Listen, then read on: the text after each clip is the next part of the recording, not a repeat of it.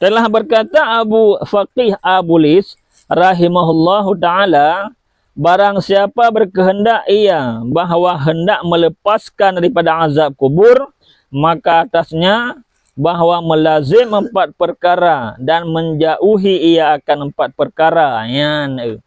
Barang siapa yang perlu ia berkehendak ia untuk melepaskan diri daripada azab kubur, untuk melepaskan diri supaya tidak kena azab kubur, supaya dalam kubur kita aman-aman saja, tidak disiksa oleh para malaikat, maka kita harus diwajibkan untuk melazimkan, membiasakan 4 perkara dan menjauhi 4 perkara.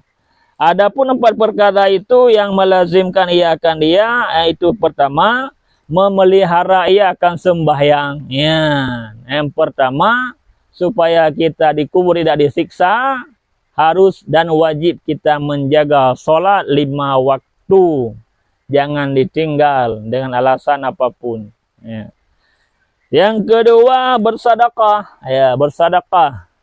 Bersedekah. Boleh benar ada kubur sedekah benar. Orang Jumat bejak arau mentang. Benarlah apa yang war bayar. Tapi lantung. Kemudian, ataupun orang lain benar sedekah. Supaya mengambil kena azab kubur. Belum sedekah supaya baik kena azab kubur. Maka dan yang kedua yaitu bersedekah. Maka dengan bersedekah kita akan terhindar dari azab kubur, dari siksa kubur. Karena siksa kubur itu ada. Dan ketiga yaitu membaca Al-Quran. Cara menjauhkan daripada azab kubur yang ketiga adalah dengan membiasakan diri untuk membaca Al-Quran. Bersering-sering baca Al-Quran. Quran yang pau. Bersering-sering baca. Baca pelain. Karena tangan pelainnya hai jamin ke jauh daripada azab kubur. Tapi dengan Al-Quran kita mengon tu dalam kubur je kengon tu. Benar. Jadi perkara yang ketiga yang dapat menjauhkan kita dari azab kubur adalah membaca Al-Quran sesering mungkin. Dan keempat, membanyakkan tasbih. Maka bahawa segala perkara ini, yang pertama menerangkan kubur, dan yang kedua meluaskan kuburnya. 4 perkara untuk menjauhkan kita daripada azab kubur, dan juga dapat menerangkan kubur serta meluaskan kubur. Yang pertama menjaga salat, yang kedua bersedekah, yang ketiga membaca Al-Quran, yang keempat membanyakkan tasbih. Berseringkan tasbih. Subhanallah, subhanallah, subhanallah. Dan juga zikir-zikir yang lain. Dan adapun 4 perkara yang menjauhkan ia akan dia, yang menjauhi ia akan dia, yaitu yang pertama dusta. Dengan sebab kita berdusta, maka siksa kita di kubur akan menanti. Kita akan disiksa di kubur. Dan kedua, khianat. Berkhianat di ketika dipercayai kita berkhianat. Dan ketiga, mengadu-ngadu domba. Upake kau.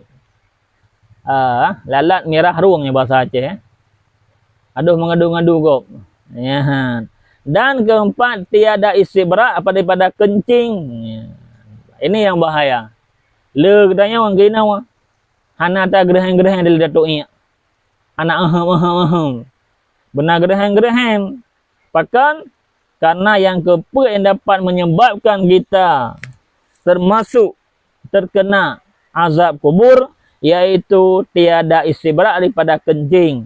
Dan sungguhnya telah bersabda Nabi SAW, istanazihu minal bauli fa inna ammata adabil qabri minhu.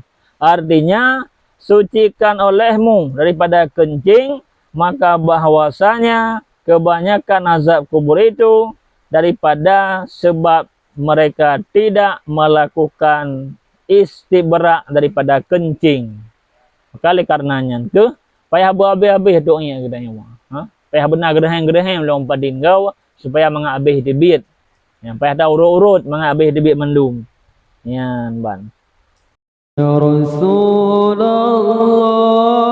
salamun عليك يا رفيع الشأن والدرج يا رسول الله